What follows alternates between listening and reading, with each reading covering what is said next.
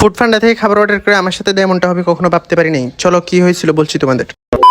প্রতিদিনের মতো মাগরির পরে বসে পড়তেছিলাম, হঠাৎ ভাবতেছিলাম কি খাওয়া যায়। এক লাফ দিয়ে মানিব্যাগটা হাতে নিলাম, জানি না কত টাকা আছে। মানিব্যাগটা খুলে দেখতেছিলাম, মা দেখি কি মাত্র 200 টাকা আছে। ভালো করে খুঁজে দেখি চিপার মধ্যে আরো 10 টাকা, মোট 210 টাকাই আছে আমার কাছে। এখন 210 টাকার মধ্যে ফুড পান্ডার ভিতরে কি পাওয়া যায় তা দেখবো। যে ভাবনা সেই কাজ। তারপরে ফোনটা হাতে নিয়ে দেখতেছিলাম কি পাওয়া যায় ফুড পান্ডার ভিতরে। খুঁজতে খুঁজতে 210 টাকা দিয়ে তেমন কিছু পাচ্ছি না। অনেক খোঁজার পরে এখানে 41 টাকার একটা মাটন তাহারি পাই, আর এখানে কাচ্চির ছবি দেওয়া ছিল। তাই আর কোনো কিছু চিন্তা না করে অর্ডার করে দিলাম। অর্ডার করার পরে আমি টিভি দেখতেছিলাম বসে বসে, আর ওয়েট করতেছিলাম। তারপর টাইম দেখতেছিলাম কয়টা বাজে, কখন আসবে এগুলা। টিভি দেখতেছিলাম, হঠাৎ এমন সময় ডেলিভারি ম্যানের কল আসলো। কলটা ধরে আমি বললাম তারপরে গরিবের মানিব্যাগটা নিয়ে আমি বের হয়ে পড়লাম। বাইরে এসে দেখি ডেলিভারি ম্যান রাস্তার ওই পাশে দাঁড়িয়ে আছে, বৃষ্টি পড়তেছিল তো তাই। তারপরে ডেলিভারি ম্যানের কাছ থেকে খাবারটা নিয়ে পে করে আমি বাসায় দৌড় মারলাম। বাসায় এসে দেখি আমার স্যারের জুতো আসছে আমাকে পড়ার জন্য, তাই আমি খাবার করে রেখে চলে গেলাম স্যারের কাছে পড়তে। দেখা হচ্ছে পড়া শেষে।